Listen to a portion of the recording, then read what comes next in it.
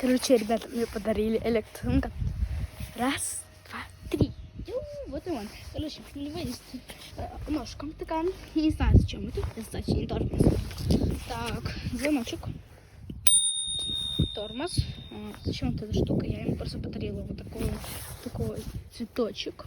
Напишите в комментариях. Если у кого есть электросамокат, это разгон. Давайте его включим. Специально такой. Видите? Здесь режим S. Вот такой режим. D.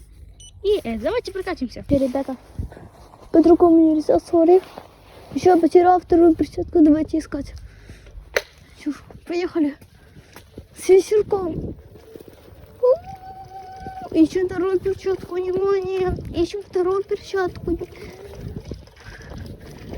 Кто нашел? Пишите в комментариях. Я, например, не вижу. Как вам мой электросамокат?